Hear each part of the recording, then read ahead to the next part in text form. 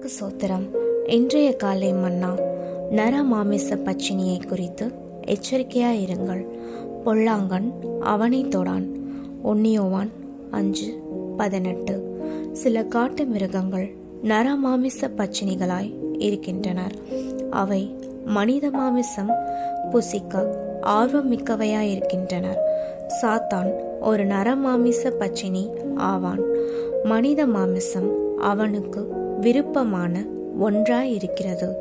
ஆனால் அவன் ஆவலோடு நாடி தேடும் இம்மனித மாமிசம் தசைகளாலும் இரத்தத்தாலுமான ஒன்றல்ல.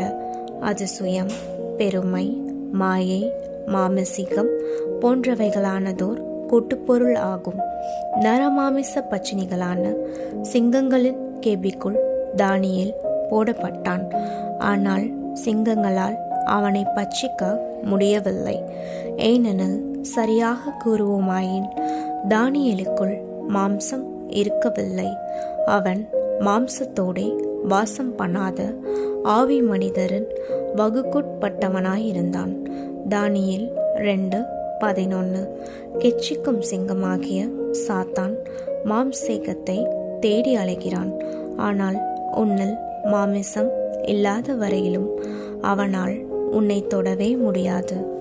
ஒரு பன்றி பண்ணையில் பன்றிகள் மாம்சத்திற்காக அல்லது இறைச்சிக்காக வளர்க்கப்படுவது போல சாத்தான் தன் கெபியாகிய இவ்வுலகை மாம்சத்திற்காக மனிதரை வளர்க்கும் மாமிச பண்ணையாகி இருக்கின்றார்.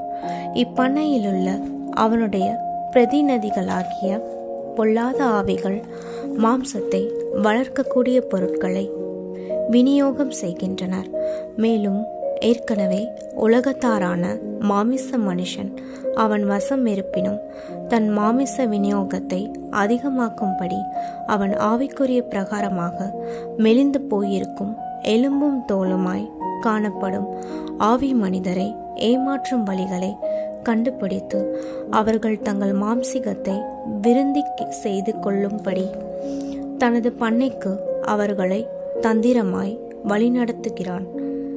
கர்த்தராகிய இயேசு தமது சிலுவையை சுமந்து கொண்டு கபலாஸ்தலம் எனும் பொருள்படும் கொல்கதாவுக்கு சென்றார்.